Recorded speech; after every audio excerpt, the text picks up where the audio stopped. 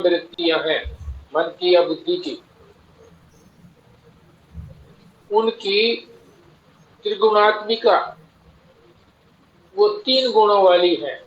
सारी ही वृत्तियां सत्व गुण वाली भी है, रजोगुण वाली भी है, तमोगुण वाली भी है, यानी तीनों ही गुणों की बात बताई है। और ये 3 गुणों की बात कौन बताते हैं? कपिल महर्षि। कपिल महर्षि ने सांख्यवाद के अनुसार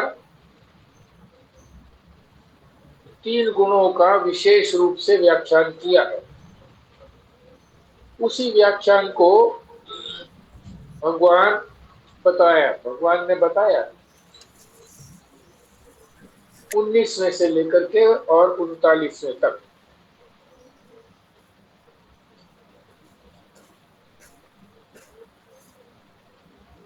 सांख्यवादी ये भी मानते हैं कि केवल यही वृत्तियां ही नहीं, बल्कि हर चीज, संसार में जितनी भी चीजें हैं वो सारी चीजें 3 गुणों वाली हैं।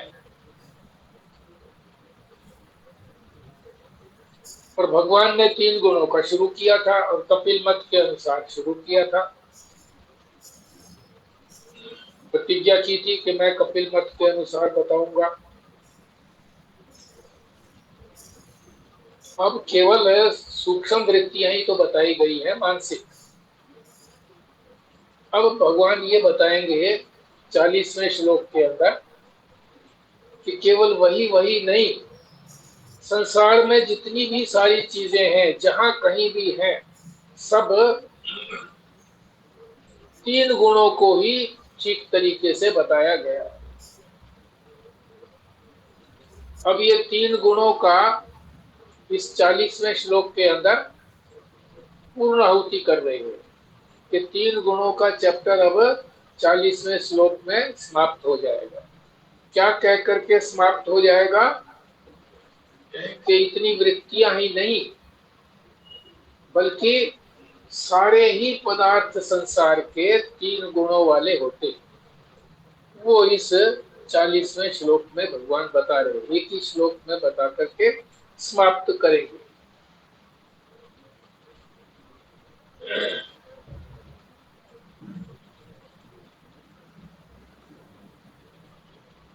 तो मैं ही केवल पाठ करूंगा, आप रहने देना, क्योंकि आगे जो 40वां श्लोक संपूर्ण करके और 41वें से पहले जो भूमिका भगवान बताएंगे, उसमें बहुत सारी महत्वपूर्ण बातें हैं। एक प्रकार से सूत्र हैं, तो उनको हम ठीक प्रकार से समझेंगे। तो मैं पाठ करता हूं, अर्थ भी बताऊंगा। न तत् अस्ति पृथ्व्यां वा दिवि देवेषु वा पुनः सत्वं प्रकृतिज मुक्तम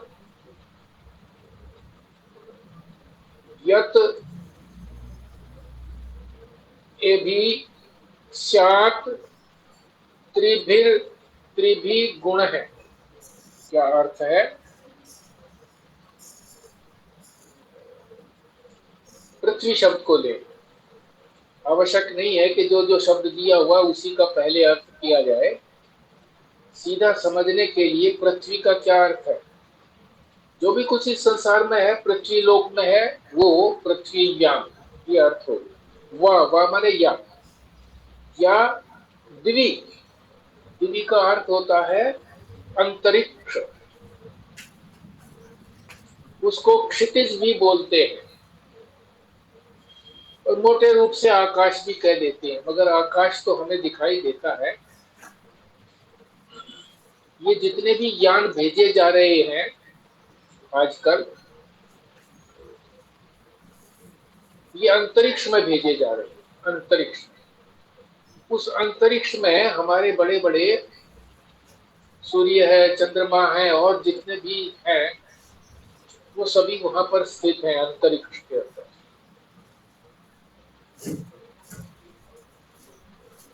दिवी का मतलब होता है द्युलोक, और उसको समझना हो तो अंतरिक्ष, और अंतरिक्ष को भी समझना हो तो आकाश के ऊपर वाला जो भाग है जहां फिर ये पृथ्वी का आकर्षण नहीं रहता,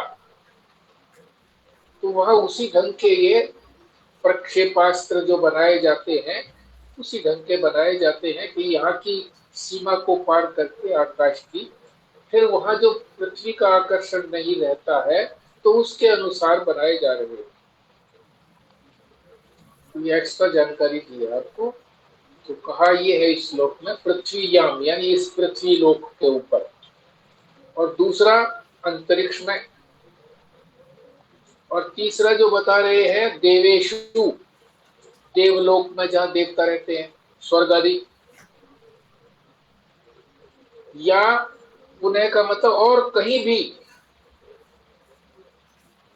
ये तो तीनों की बात बता दी, पृथ्वी, अंतरिक्ष और देवलोक, और कह रहे और कहीं भी, इसके अतिरिक्त भी।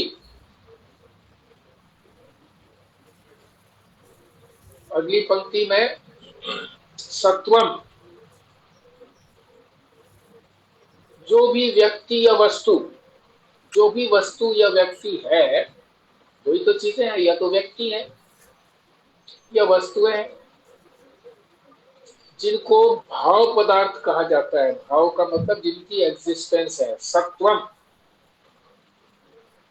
सत्ता है जिनकी, जिनकी भी सत्ता है, व्यक्तियों की या वस्तुओं की, पदार्थों की, जिनकी भी सत्ता है। यानी पहले तो ये तीन बताए, पृथ्वी लोक के ऊपर जो भी है, क्षितिज में जिसको अंतरिक्ष भी कहते हैं, उसमें जो भी कुछ है, और देवलोक में भी जो भी कुछ है, और इसके अतिरिक्त भी, तीनों के अतिरिक्त जहां कहीं भी कुछ है, सत्वम स्थित है। प्रकृतिज, वो प्रकृति से उत्पन्न,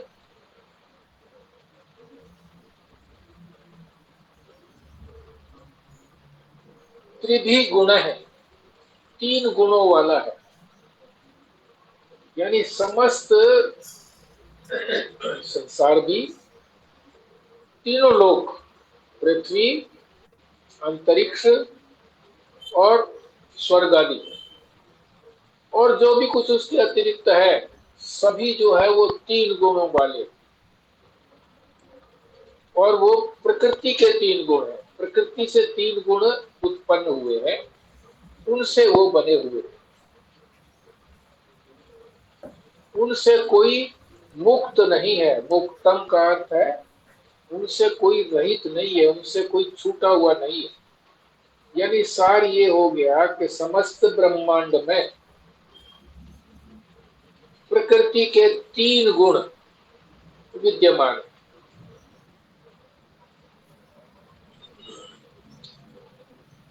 अब प्रकृति क्या है इसको भी समझ लें। प्रकृति किसको कहते हैं? जब तीन गुणों की साम्य अवस्था है। साम्य अवस्था का मतलब तीनों गुण जब समान है, सत्वगुण, रजोगुण, तमोगुण जब समान है तो उसमें कोई विक्षेप नहीं होता। प्रकृति साम्य अवस्था में है, सम अवस्था में। जब व्यवहार होने लगता है तो फिर वो साम्य अवस्था नहीं रहती, वैषम्य अवस्था हो जाती है, विषमता। विषमता का मतलब जो तीन गुण है, सत्व, रज और तम, इनमें कोई न कोई ज्यादा होता है, दूसरे कम होते हैं, उसको विषम अवस्था कहते हैं, वैषम्य अवस्था। जब तीनों गुण बराबर होंगे तो कहेंगे प्रकृति, और जब तीनों गुण असमान होंगे तो वो प्रकृति में विक्षेप हो गया है। और विक्षेप जो है व्यवहार में विक्षेप होगा ही होगा।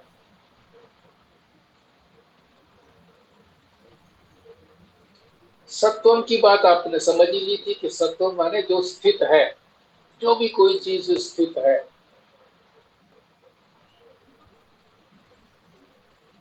जब प्रकृति है तब भी तीन गुण वाली है साम्य अवस्था में, और जब असाम्य अवस्था विषम अवस्था होती है तब भी तीन ही गुण होते हैं।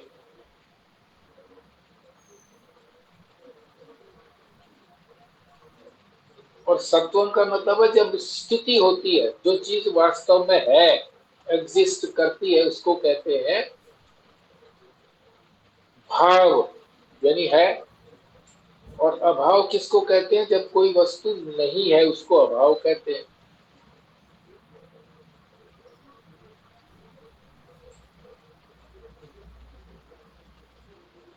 तो जो कपिल महर्षि हैं वो इन तीन गुणों को जो मानते हैं, वो ये भी मानते हैं कि अभाव के अंदर कुछ नहीं होता। जब भाव होता है, किसी वस्तु की स्थिति होती है, तभी ये तीन गुण होते हैं। यही इस 40वें श्लोक में बताया कि भाव पदार्थ ही तीन गुण वाले, जो है, जिसकी एग्जिस्टेंस है, जिसकी स्थिति है, वही तो तीन गुण वाले हो गए। जो स्थिति ही नहीं है जिसकी, वो तीन गुण वाले कैसे होंगे?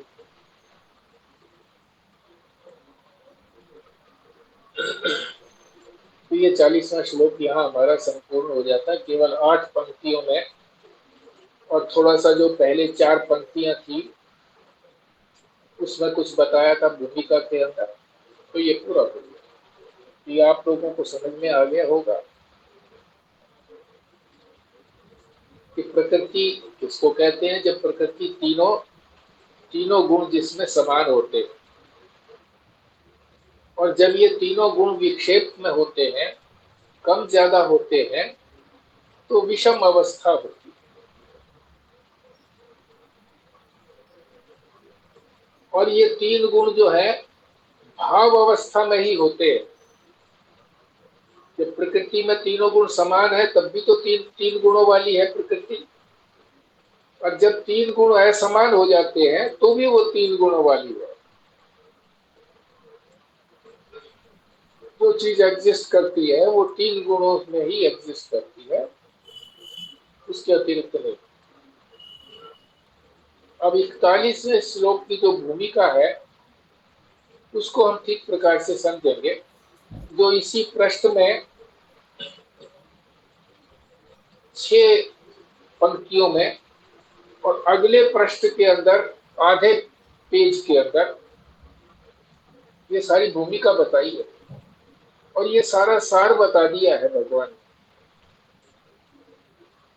भरत जी ने बता दिया है। इसको अच्छी तरह से समझना है। तो क्या शुरू करते हैं, क्या बता रहे हैं? सारा संसार में जो भी कुछ है वो तीन चीजें हैं। यहाँ पर दूसरी चीज बता रहे हैं, क्या? एक तो उसके अंदर क्रिया है, एक्टिविटी है, क्रिया हो रही है समझे सारे संसार के अंदर। दूसरा जो है वो क्रिया के साधन है। कौन क्रिया कर रहा है?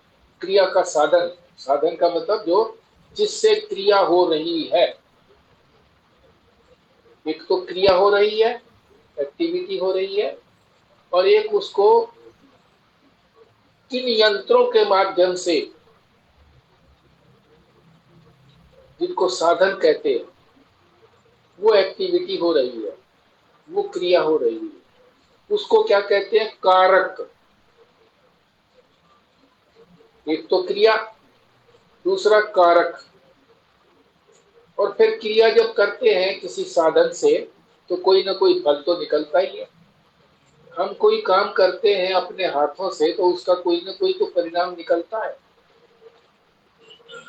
हम कोई अपने ज्ञान इंद्रियों से कोई ज्ञान करते हैं तो फल तो निकलता है ना उसका, कोई ना कोई। तो ये तीन चीजें संसार में है।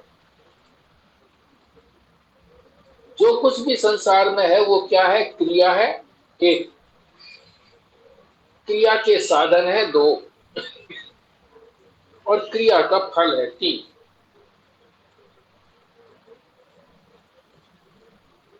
एक तो ये बात समझ लो, इसको पल्ले में बांध लो, गांठ लो, कि सारे संसार में तीन चीजें ही हो रही है। क्रिया हो रही है, क्रिया को करने वाले यंत्र हैं जिसको साधन कहा है, क्रिया के साधन जिसको कारक कहा है, और फल है उसका। दूसरी बात क्या है कि ये सारी जो प्रकृति तीन गुणों वाली है, त्रिगुणात्मिका, ये अविद्या से कल्पना की है, इसकी अज्ञान से कल्पना की है। तो कल्पना तो हमेशा अज्ञान से ही होती है। जिसका हमें कुछ पक्का पता नहीं होता हम कल्पना करते हैं अज्ञान से। अज्ञान कहो, अविद्या कहो, तो अविद्या कल्पित है ये, अविद्या परिकल्पित। सब कुछ जो है सारा संसार में वो अज्ञान से कल्पना किया हुआ, वास्तविक स्थिति उसकी नहीं है। ये बात समझ लीजिए।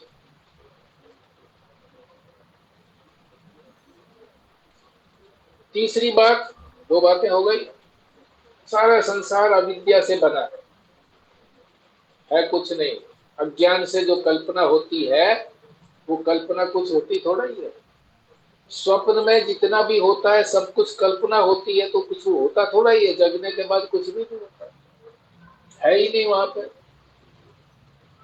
सांप है ही नहीं, कल्पना ही करी है हमने कि सांप है, हमारे मन में कल्पना आ गई कि सांप है।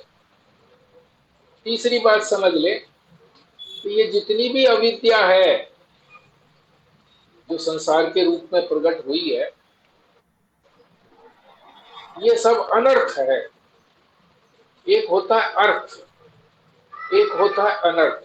अर्थ किसको कहते हैं? जो हमारी चाहत है, जिसको हम चाहते हैं।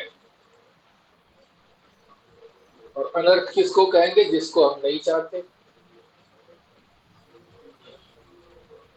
तो ये सारी जो अविद्या से बना हुआ संसार है ये अनर्थ है। ये हमारे चाहत की वस्तु नहीं है। हमारे चाहत की वस्तु क्या है? आनंद। तो इस सारे संसार में आनंद जो है वो, उसकी तो गंध भी नहीं है। महापुरुष कहते हैं गंध भी नहीं है, खुशबू, उसकी बदबू भी नहीं, बू भी नहीं है। पुरुषार्थ कहते हैं ना, पुरुषार्थ, जो पुरुष चाहता है, अर्थ माने चाहता है, पुरुषार्थ। विचार बताए ना, पुरुषार्थ, धर्म अर्थ काम और मोक्ष, विचार पुरुषार्थ बताए। मगर जो मोक्ष है वो तो परम पुरुषार्थ है,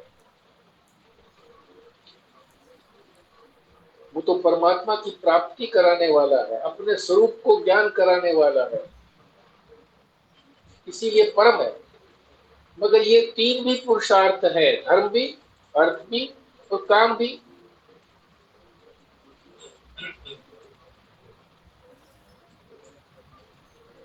तो क्या कह रहे हैं? ये अनर्थ है सारा संसार। इस संसार में ना तो हमारा धन कोई हमारी चाहत की वस्तु, हम धन नहीं चाहते, अज्ञान से चाह रहे हैं धन। चाहत की वस्तु तो हमारा सुख है ना। धन से भी हम क्या चाहेंगे कि हमें सुविधाएं की वस्तु मिल जाए, सुविधा की, और उससे हमको सुख मिले। मगर सुख नहीं मिलता सुविधा की वस्तु से। ये अर्थ जो धन है ये भी अनर्थ है। दूसरा, कामनाएं, कामना भी अनर्थ है, क्योंकि कामना कभी पूरी होती नहीं, इच्छा कभी पूरी होती नहीं है, तो ये भी अनर्थ है। तीसरा, धर्म, ये संसार हमको धर्म भी नहीं सिखाता, अधर्म की तरफ ही लेकर के जाता है। तो ये हमको धर्म भी नहीं देता, जो कि पुरुषार्थ है धर्म। अर्थ भी पुरुषार्थ है, अगर वो अर्थ हमको परमात्मा की तरफ लेकर के जाए तो पुरुषार्थ है। मगर ये धन से हमको वो नहीं मिलता, आत्मा की प्राप्ति नहीं होती, आनंद की प्राप्ति नहीं होती। कामनाओं से भी आत्मा की प्राप्ति नहीं होती। कामना भी जो है कभी शांत होने वाली नहीं है, होती नहीं है, अनर्थ है। और धर्म, ये धर्म भी नहीं सिखाता है संसार, इसलिए ये अनर्थ है। सारा संसार ही अनर्थ है। क्यों? अविद्या से बना है, कल्पना है। कल्पना से कोई बात सिद्ध होती है क्या? कल्पना से हमको क्या धन मिल जाता है? कल्पना करने से कि मेरे को 1 लाख रुपए मिल जाएंगे, नहीं मिलते। कामना पूरी हो जाए मेरी, कल्पना करके नहीं होती है पूरी। धर्म भी कल्पना से पूरा नहीं होता कि हाँ कल्पना करने से मेरा धर्म हो जाएगा जी। मैंने कल्पना कर ली कि मैंने ये कर्म कर लिया और इससे मेरे को फल मिल जाएगा, नहीं मिलेगा। तो कल्पना से कुछ नहीं होता, सारा संसार ये कल्पना है। इस बात को अगर दृढ़ता से समझ लो, गहराई से चिंतन करते रहो हर समय में, तो इस संसार से लगाव हट जाए। तो भगवान कह रहे हैं, शास्त्र कह रहा है कि सारा संसार अनर्थ है, हमको कुछ देता भी नहीं है, सुख नाम की चीज देता नहीं है, आत्मा नाम की चीज को ज्ञान देता नहीं है, अनात्मा ही है सारा, प्रतीति मात्र ही है। तो ये तीसरी बात भी समझ लिया। कौन कौन सी तीनों बातें सीख ली?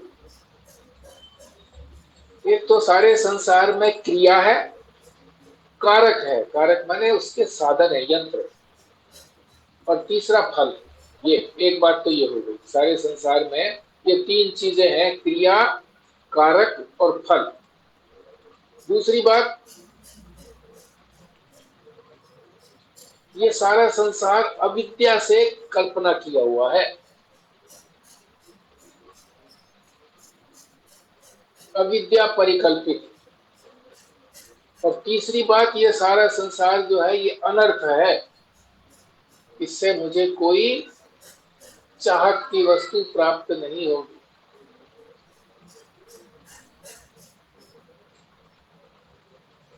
इसलिए ये जो तीनों चीजें हैं ना, क्रिया, कारक और फल, जो भी कुछ इस संसार से मिलना है, ये अयोग्य है, मेरे लिए अयोग्य है, मुझे इसकी तरफ नहीं बढ़ना चाहिए, मेरे लिए उपयोगी नहीं है, अनर्थ रूप है। इस बात को भगवान ने 15वें अध्याय के अंदर पहला ही जो श्लोक है, ऊर्ध्वमूलम हृदय शाखम से, तो ऊर्ध्वमूल का क्या अर्थ है? जो इस संसार का मूल है, जड़ है, जो सार है इस वृक्ष का, वो चीज असली है। और जो ये वृक्ष है, इस वृक्ष को काटना है। वृक्ष को काटने का कहा है उसके अंदर 15वें अध्याय में, ऊर्ध्वमूलम वाले में, इस वृक्ष को काटना है। वैसे ही ये भी काटने लायक है, सारा संसार भी काटने लायक है। क्रिया भी काटने लायक है, क्रिया, और क्रिया से जिन साधनों से क्रिया करते हैं वो भी, और इसी तरह से जो फल मिलता है वो भी हमारे उपयोगी नहीं है। इसलिए इसको किस लिए रखना अपने पास?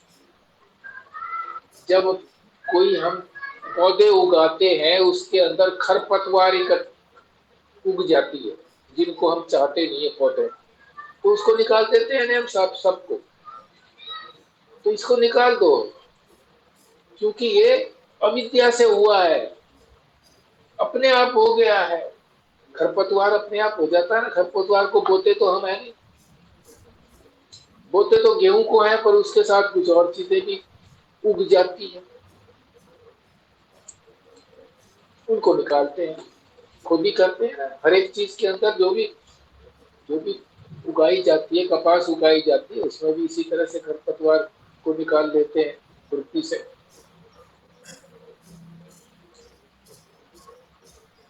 ये काटने लायक है। सारा संसार त्रिगुणात्मक है, अविद्या से बना है ये, अविद्या इसका कारण है, अविद्या से निकला है, अज्ञान से निकला है। अज्ञान से निकली हुई बात कोई चीज ठीक नहीं होती। इसीलिए भगवान ने कहा है, पहले क्या आए हैं, हे अर्जुन तू 3 गुणों से रहित हो जा।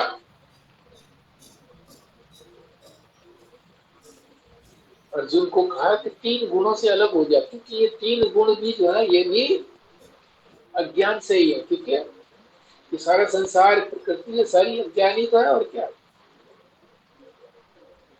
फिर आगे भी बता रहे हैं, क्या बता रहे हैं, इस निवृत्ति को बताने में ही कि इसको छोड़ दो, इसको निवृत्त कर दो, 3 गुणों को छोड़ दो, रहित कर दो, इसी को ही बताने में सारी गीता का और सारे वेदांतों का तात्पर्य है। सारी की सारी गीता के 18 अध्याय, 700 श्लोक इसी बात को बता रहे हैं कि इस अविद्या को, जो कि 3 गुणों वाली है, इसको छोड़ दो, ये तुम्हारे काम की है। और क्या कहते हैं, सारे ही वेदांत, जितने भी वेदांत हैं, वेदांत के ग्रंथ, वेद है, उपनिषद है, वो सारे इसी बात को बताते हैं कि इस त्रिगुणात्मक अविद्या को छोड़ दो। ये अविद्या त्रिगुणात्मक है, अविद्या कहो, प्रकृति कहो, ये छोड़ने लायक है। अब क्या बता रहे हैं आगे भगवान महाराज जी के माध्यम से, यहां से सारे गीता शास्त्र का उपसंहार प्रारंभ हो रहा है। उपसंहार कहते हैं कंक्लूजन, उपसंहार, कंक्लूजन, परिणाम, रिजल्ट बता रहे सारी गीता शास्त्र का। अब आगे जो शुरू होगा ना 41वें श्लोक से, वो सारी गीता का उपसंहार, क्या कहना चाहती है गीता, वो बताएंगे। और वो गीता क्या कहना चाहती है, पहले ये भी बता दिया यहाँ पे। इससे पहले ये भी बताया था कि इस सारे संसार को, ये अज्ञान वाला संसार है, इसको छोड़ना है।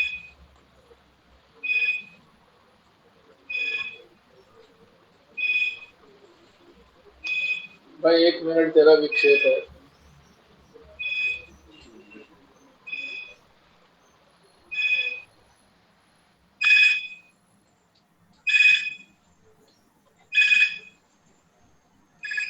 हाँ जी, है जी, अच्छा जी, भेज दो। अच्छा अच्छा, ठीक।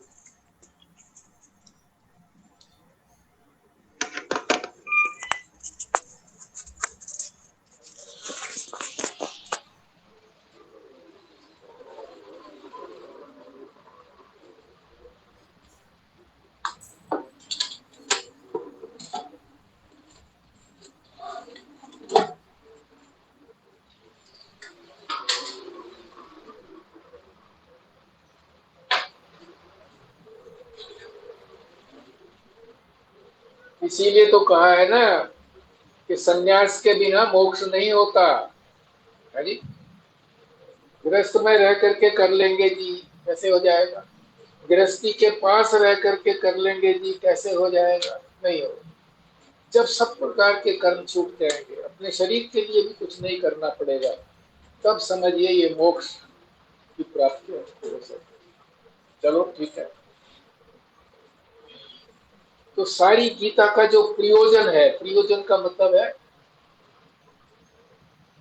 कहना क्या चाहता है, फल क्या है उसका।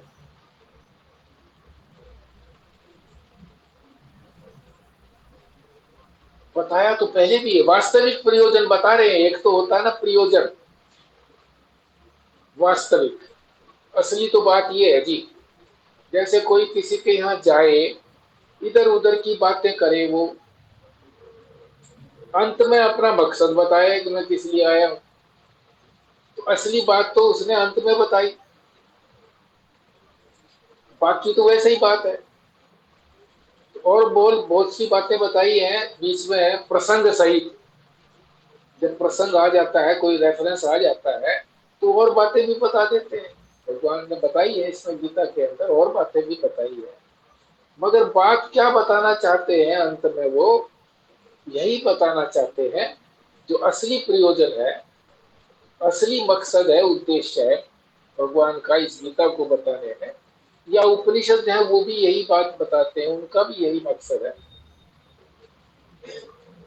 क्या है कि इन तीन गुणों से परे हो जाओ। ये प्रकृति जो है ये मायावी हल है, मायावादी है, काल्पनिक है। तो ये असली प्रयोजन तो ये है। उपसंहार, उपसंहार का क्या मतलब होता है? एक होता है शब्द उपक्रम, और ये है उपसंहार। उपक्रम वो होता है जब हम प्रारंभ करते हैं किसी चीज को, तो हम अपना उद्देश्य बताते हैं कि हम आज ये बताएंगे, और फिर जब अंत आता है तो फिर हम ये बता देते हैं कि जो हमने कहा था वो हमने सिद्ध कर दिया, हमने बता दिया। उसको कहते हैं उपसंहार। और उपक्रम के अंदर प्रतिज्ञा की जाती है, और उपसंहार के अंदर उसको सिद्ध किया जाता है, प्रूव किया जाता है। जैसे ज्योमेट्री में भी ट्राइंगल्स आर कॉन्ग्रुएंट, शुरू में prove that triangles are congruent, और अंत में फिर क्या कहता है? Hence the triangles are congruent. तो समझिए, अब ये उपक्रम और उपसंहार की बात है। और बीच में जो है उसी बात का बार बार अभ्यास भी कराया जाता है कि जो बात अंत में बतानी है वो बात बीच बीच में भी बताते जाते हैं, ताकि भूल न जाए सुनने वाले, स्वाध्याय करने वाले, जानने वाले भूल न जाए कि ये कहना क्या चाह रहे हैं अंत में। तो स्वाध्याय इस तरह से अभ्यास भी उस बात का बार बार किया जाता है, उस बात की प्रशंसा भी बार बार की जाती है। ये सारे छह हैं, उपक्रम और उपसंहार आदि जो है ये छह हैं। छह तरीके से हमारा जो शास्त्र है ये हमको समझाता है। और इस तरह से कोई और जो नहीं समझाता, केवल ये उपनिषदों के अंदर ही, गीता के अंदर ही इस प्रकार से समझाया जाता है। वेदांत ही इस बात को बताता है।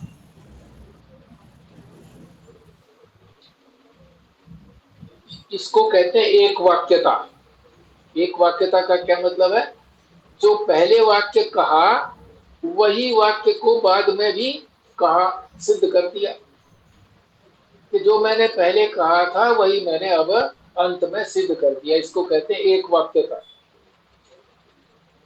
एक वाक्यता ना हो तो ये है, जैसे कोई आदमी बोलता है, शुरू में कुछ कह देता है, जी मैं तो ये बात कही है, सच्ची कही है, और फिर उसी बात को अगर वो बाद में जाकर के कुछ और ऐसी बात कहता है जिससे ये सिद्ध होता है कि पहले कुछ और कहा था और कुछ और कह रहा है, तो वो एक वाक्यता नहीं हुई। एक वाक्यता हुआ जो पहले कहा वही बात फिर बाद में भी सिद्ध हो, उसको कहते हैं एक वाक्यता। तो ये एक वाक्यता है। क्या एक वाक्यता है? कि ये सारा संसार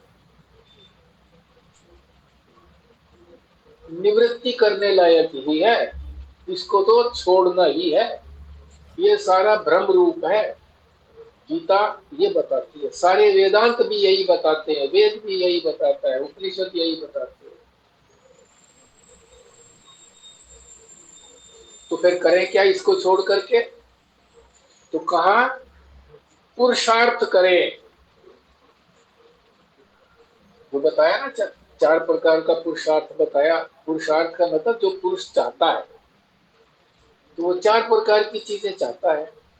पैसा भी चाहिए, अर्थ जिसको कहते हैं। कामना भी पूरी करना चाहता है अर्थ से। और तीसरा धर्म भी चाहिए। और चौथा परम पुरुषार्थ मोक्ष, वो तो अंतिम उसकी चाहत है।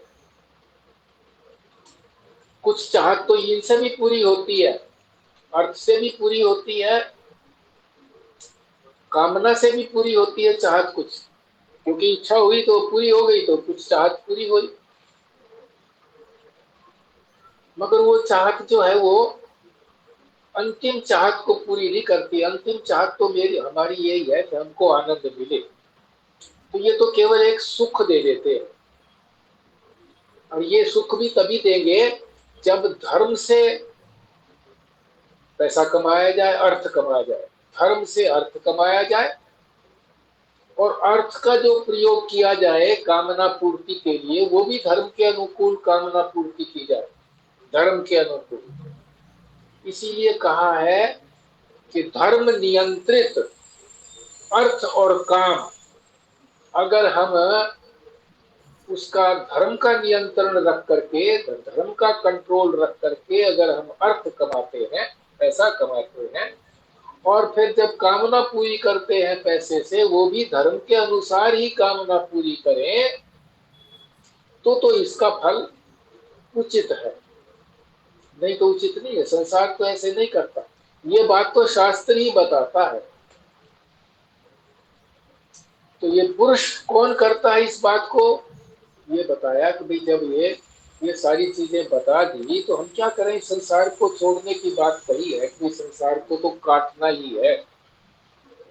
तो ये कौन काटेगा? पुरुष।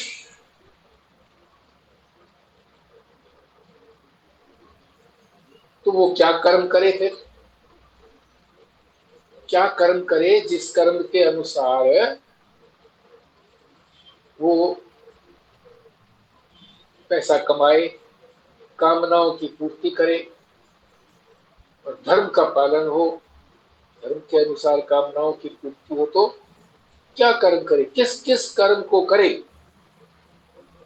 किस किस कर्म को करे, यानी उस अनुष्ठान को करे, सतत रूप से करता रहे। इसको भगवान आगे बताएंगे अगले श्लोक में, 41। ये 41वें श्लोक की भूमिका है, जो भूमिका स्वरूप में ही सारा सार बता दिया है। क्या सार बताया है? कि ये सारा संसार तीन गुणों वाला है, और ये तीन गुण जो है, ये अविद्या से कल्पना किए गए हैं। और फिर ये अनर्थ के, तीसरी बात क्या है कि अनर्थ करते हैं ये, हमारे लिए इनका कोई उपयोग नहीं। सारे संसार में तीन ही चीजें हैं, ये क्रिया, कारक और फल। इसके अतिरिक्त कुछ नहीं है।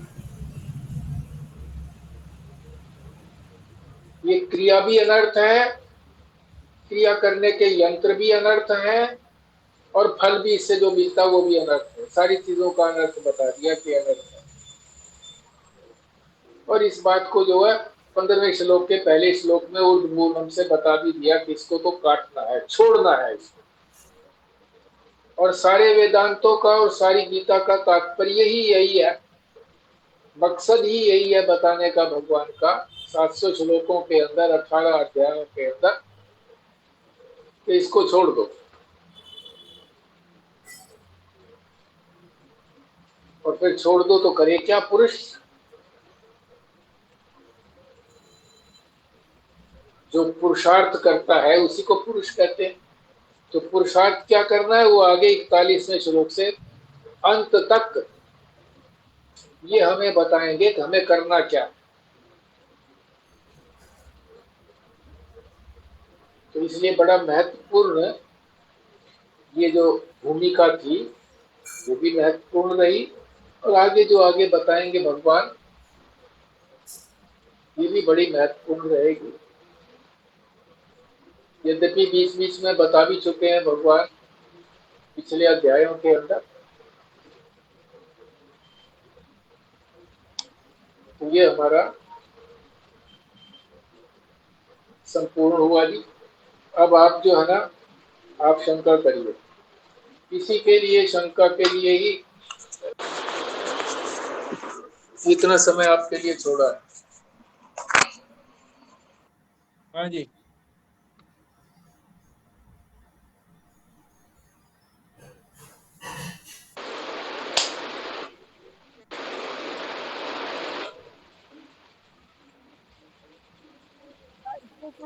निवृत्ति की बात कर रहे थे, अगर हाँ जी। अभी जो निवृत्ति की बात कर रहे थे ना। हाँ, निवृत्ति की बात, निवृत्ति। हाँ, मैं कह रही थी कि क्या जब किसी की मृत्यु हो जाती है तो क्या उसकी संसार से निवृत्ति हो गई?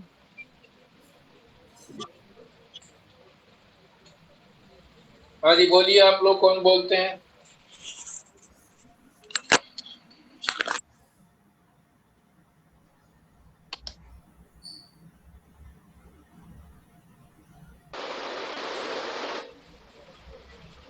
हाँ जी। ये देखो, मतलब मोक्ष की तो प्राप्ति नहीं हुई, अब हम्म। संसार से तो निवृत्त हो गया ना, तो क्या संसार उसके लिए है ही नहीं?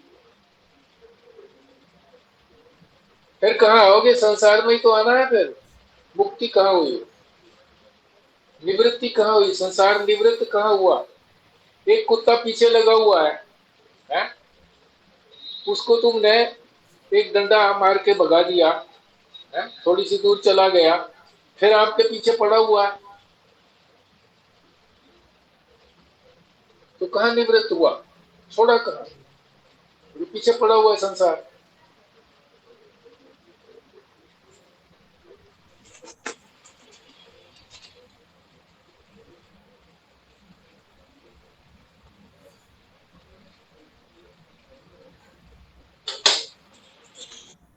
देखो जी, प्रवृत्ति निवृत्ति मार्ग जो पहले भी चर्चा हुई है, हाँ जी। जो शास्त्र विहित कर्म है वो प्रवृत्ति है। और अगर ठीक से ढंग से प्रवृत्ति मार्ग में चल पड़ेंगे, सत्संग, शास्त्र के हिसाब से सत्संग विवेक होगा तो वैराग्य आएगा। पहले भी ये बात थी कि जी प्रवृत्ति ठीक से होगी तभी निवृत्ति हो पाएगी, सीधा निवृत्ति में प्रवेश नहीं है। वो तो बात ठीक है, वो तो विधि बताएंगे ना, विधि भी तो आगे बताने वाले हैं ये 41 में से कि किस तरह से शास्त्र की बात, शास्त्र क्या कहता है, उस शास्त्र की बात को आप कितना अप्रिशिएट कर रहे हैं और उसके अनुसार कितना चल रहे हैं, ये अपने आप को देखना है। तो बात तो ठीक कही आपने कि भाई आप प्रवृत्ति मार्ग में चलेंगे, शास्त्र के अनुसार चलेंगे तो हम निवृत्ति में पहुंचेंगे। ठीक है, सिद्धांत की बात है।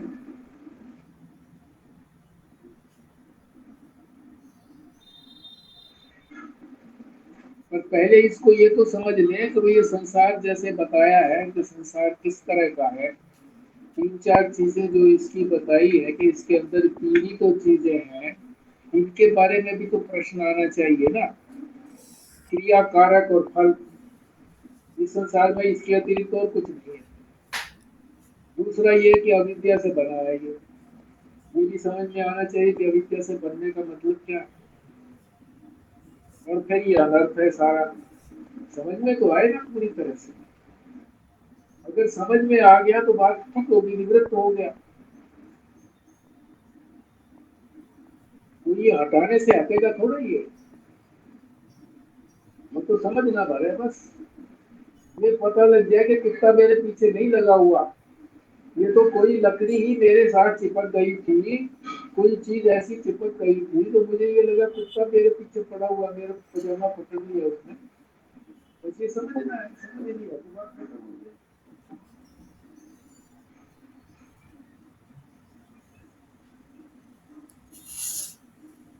हाँ, ये जो आज बताया है ना, इसके बारे में प्रश्न करिए आप, इनको इनको समझिए अच्छे तरीके से।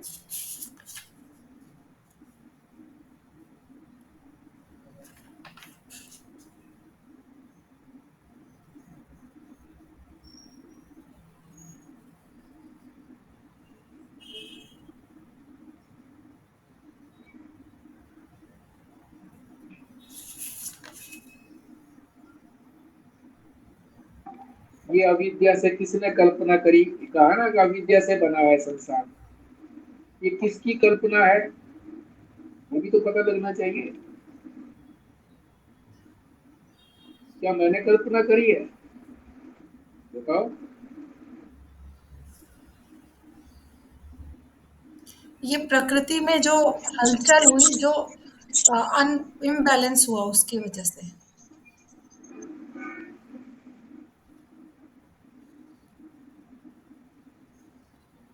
उसको ही कल्पना बताया है ना, अविद्या को ही।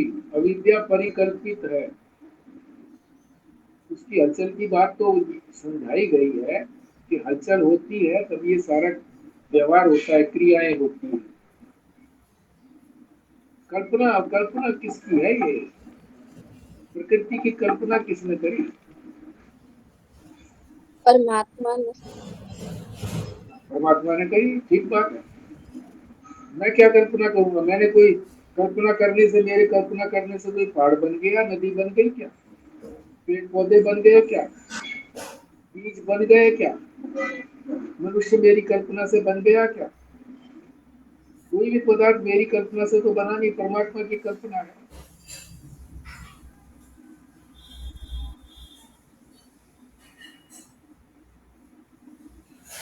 इसी को माया कहते हैं।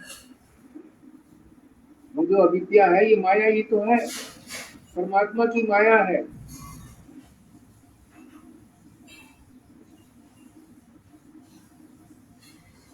माया परिकल्पित है। माया क्या होती है, जो चीज है नहीं और वो मालूम पड़ती है, प्रतीत होती है, उसको माया कहते हैं। जैसे भूत। हाँ जी, बोलिए। ये परमात्मा को भी कल्पना करने की जरूरत पड़ गई है। हमारे कल्याण के लिए। परमात्मा तो अकेला है, कुछ और कोई है ही नहीं, हमको आनंद देने के लिए।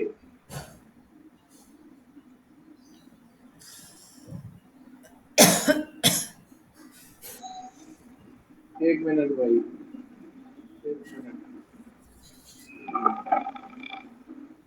हाँ जी, हाँ जी।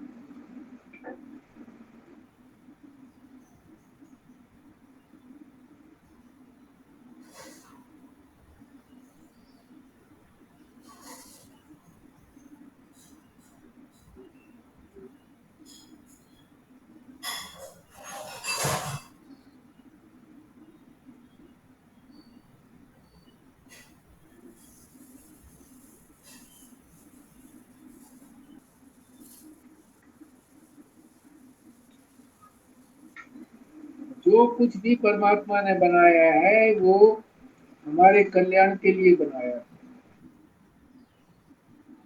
इसका मतलब ये हुआ जी, हमारी आत्मा को छोड़कर सब कुछ कल्पित है, आत्मा तो कल्पित नहीं है हमारी। बिल्कुल ठीक है, आत्मा के अतिरिक्त सब कुछ कल्पित है, सब कुछ अज्ञान है, सब कुछ अनर्थ है, प्राप्त करने योग्य नहीं है, छोड़ने योग्य है। मगर छोड़ पाएंगे कैसे, छोड़ना तो है मगर छोड़ने की भी तो विधि होती है ना, जो संदीप शर्मा ने बता दी कि वो शास्त्र के अनुसार आचरण करेंगे तो हम छोड़ पाएंगे। जब चीज को पकड़ेंगे ही नहीं हम तो छोड़ेंगे क्या? तो परमात्मा अगर हमारे को ये कह देता भी कोई चीज है ही नहीं तो हमको मतलब आनंद कैसे आता है? आनंद देने के लिए ही उसने हमको बनाया, सारी प्रकृति को बनाया, ये भोग्य पदार्थ बनाए, भोगने के लिए पदार्थ, हमारे को भोगने के यंत्र दिए। यंत्र है ना हमारे पास भोगने के, हमें सुख होता है दुख होता है तो भोगने का यंत्र हमारे पास है, वो दिया हमको। तो फिर ये बताया कि भाई ये भोगने का जो जो भोग है ये तुम्हारी संतुष्टि नहीं कर सकते, जो भोग है। और जो ये भोगने का यंत्र है ये भी पूरी तरह से सामर्थ्य नहीं है इसकी भोगने की, इसकी सामर्थ्य भी धीरे धीरे कम हो जाती है भोगने की। तो भोग्य पदार्थ भी बेकार है, और ये भोगने वाला जो यंत्र दिया हुआ है ये भी कोई काम का नहीं है। जिस चीज को तुम प्राप्त करना चाहते हो, भोग करके सुख की प्राप्ति हमको ऐसी हो जाए कि फिर कभी हम दुखी ना हो, तो ये भी नहीं, भोग का भी और भोग्य भी, सभी दोनों बेकार के। तो बनाए उसने इसीलिए कि इस बात को समझ लें कि ये सब बेकार के हैं।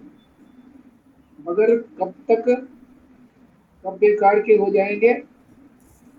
जब इनका हम सदुपयोग करेंगे अपने यंत्रों का, कि क्या चीज को हमको चीज को भोगना है, क्या को नहीं भोगना है शास्त्र के अनुसार। तो बोलिए। ये जो स्थूल चीजें हैं जी, जितने भी स्थूल चीजें हैं इनमें क्रिया तो है नहीं, दिखाई तो पड़ती नहीं, तो जी, कारक ही कह सकते हैं इनको। कारक कह सकते हैं। साधन, देखो क्रिया तो है इनके अंदर, क्रिया तो इनके अंदर भी है, स्थूल पदार्थों के अंदर हमको दिखती नहीं है।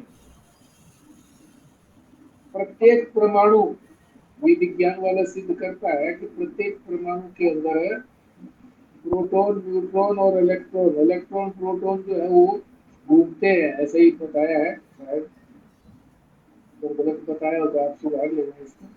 तो ये इस केंद्र के चारों तरफ घूमते रहते हैं। परमाणु एक छोटा सा जो हमको दिखता नहीं है, जब उसके अंदर क्रिया है तो ये सारे पदार्थ परमाणुओं से तो बने हुए हैं, तो क्रिया तो है इसकी।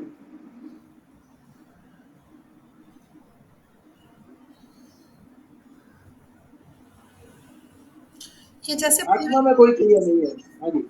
जैसे पूरी गीता में ना यही कहा गया है कि फल को छोड़ दो, और यहाँ पे हाँ बताया है कि संसार में तीन ही चीजें हैं, क्रिया, हाँ कारक और फल। तो मुझे लगता है कि क्रिया को जैसे छोड़ना थोड़ा मुश्किल है, और जो उसको करने वाले यंत्र हैं उनको भी छोड़ना मुश्किल है, पर हाँ। फल को फिर भी छोड़ा जा सकता है। तो ये उससे भी क्या रिलेट कर सकते हैं कि जैसे कहा है कि फल को छोड़ दो, मतलब आउट ऑफ थ्री उसमें से एक को छोड़ दो। हाँ, ये ऐसा यहाँ तो नहीं कहा गया है, उन्होंने तो यही कहा गया ये तीनों जो है ना वो, तीनों जो है ये संसार में, ये चलते तो तीन गुणों के अनुसार है सब कुछ।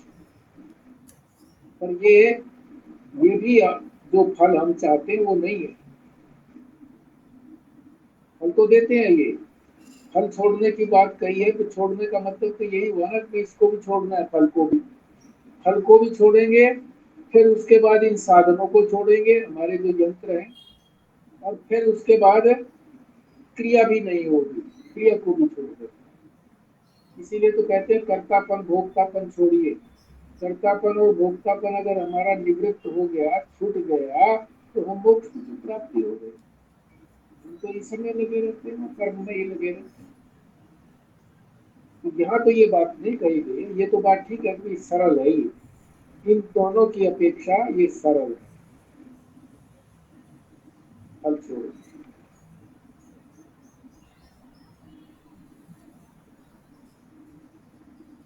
हाँ जी।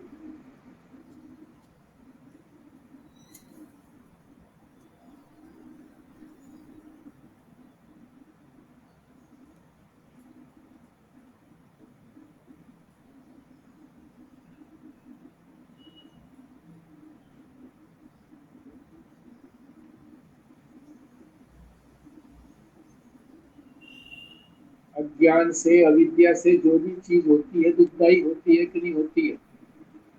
जब ये अज्ञान से भगवान बता रहे हैं कि सारा संसार अज्ञान से कल्पित है, तो मैंने तो कल्पना की नहीं है, मैंने कल्पना की है, मैंने कल्याण के लिए कल्पना की है। ये ज्ञान तो हमें ही है ना जी, हाँ हमें। अज्ञान से तो नहीं है ना। अज्ञान से कहते हैं ना अज्ञान से बनी है, तो ये ज्ञान तो हमारा ही है ना, भगवान का तो था नहीं, उसकी तो कल्पना थी। अज्ञान तो हमारा था, मगर किस चीज का ज्ञान था जिससे ये आया सारा संसार, उसको हमने जानना है कि ये अज्ञान जो है, ये हमारा जो अज्ञान है, इस अज्ञान को हम छोड़ेंगे, अज्ञान को हम छोड़ेंगे, अज्ञान तो हमारा हुआ ना, इसको छोड़ना है हमको। तो किस चीज का ज्ञान है जिससे ये कल्पना हुई है, परमात्मा से कल्पना हुई है, परमात्मा से निकला है ये। तो परमात्मा का ज्ञान हो जाएगा तो फिर ये पता लगेगा कि ये परमात्मा ने भी कुछ बनाया ही नहीं है, कुछ भी नहीं बनाया, बस माया है उसकी। जैसे जादूगर जो है वो कुछ बनाता थोड़ा ही है, दिखा भर देता है बस। यही बात समझ में आ जाएगी, अज्ञान जो है वो परमात्मा का अज्ञान है, उसी अज्ञान से ये सारी चीजें निकली। अविद्या परिकल्पित तो बताया ना, सारा संसार अविद्या से कल्पित है, अविद्या से निकला, अज्ञान से निकला। ठीक बोला।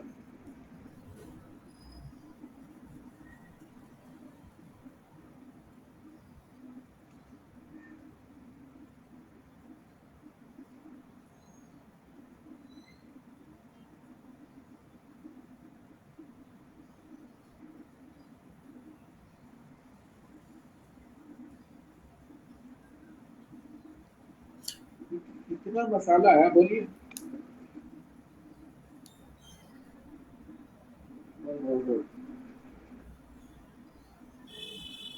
इतनी सार की बात बता दी है कि जो जिस चीज को हम सार समझते हैं, इसके अतिरिक्त वो सारे प्रश्न हमारे आ जाने चाहिए।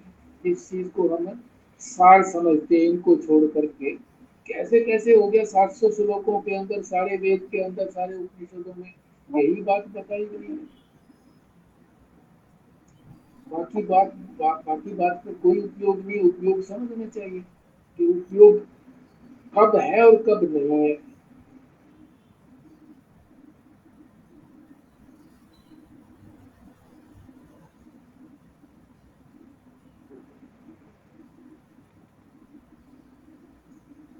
अज्ञान रूप से हम सारे निवृत्ति ही कर रहे हैं, अज्ञान रूप से हमें मालूम नहीं है कि हम निवृत्ति कर रहे हैं, सारी चीजें निवृत्ति तो कर रहे हैं, क्या चीज निवृत्त नहीं कर रहे हैं, सब चीजों को छोड़े जा रहे हैं।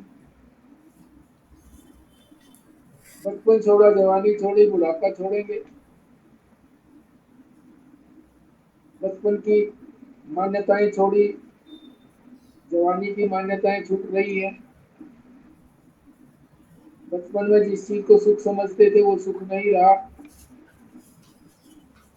जवानी में जिस चीज को सुख समझ रहे थे वो भी सुख नहीं रहा, वो भी क्षीण हो रहा है धीरे धीरे। ये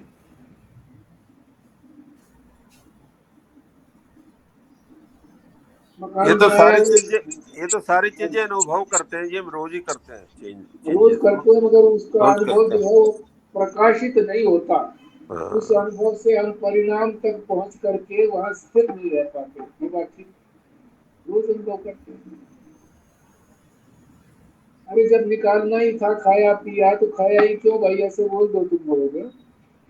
वैसे ये कहा, दोस्ती में दोस्ती कहने की कहा, तो फल की बात तो है, क्यों बनाया, कल्पना क्यों की, तो खाया तो इसलिए भाई वो, तो खाने से तो आनंद आया ना, अब निकालने से भी आनंद आता है, मगर वो आनंद फिर वो किसी काम का तो है नहीं, सारी उम्र से यही काम करते आए हैं, इसमें भी हम सफल नहीं हुए कि चलो इसी में एक्सपर्ट हो जाएं कि जब चाहे जब खाना खा लें, भूख लग जाए हमारी, और जब चाहे जब हम निकालते हैं भैया, वो भी नहीं निकाल पाते, थोड़े दिन नहीं निकाल पाते, फिर उसकी दवाई खाते हैं, दवाई करते हैं।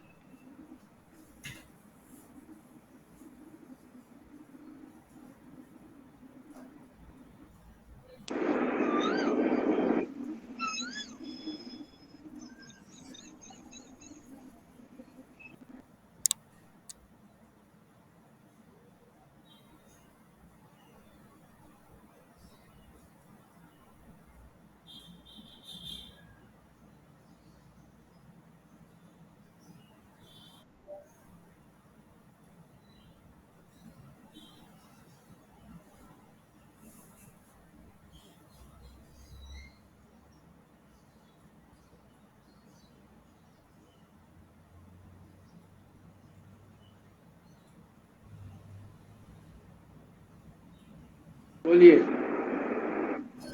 कौन बोल रहे हैं? खुराना जी बोलेंगे क्या? जी हाँ, आज पकड़े गए खुराना जी। हाँ जी, पूर्णाहुति करनी है जी। बिल्कुल। ओम पूर्णमदः पूर्णमिदं पूर्णात् पूर्णमुदच्यते पूर्णस्य पूर्णमादाय पूर्णमेवावशिष्यते। ओम शांति शांति शांति। नारायण नारायण। नारायण। नारायण।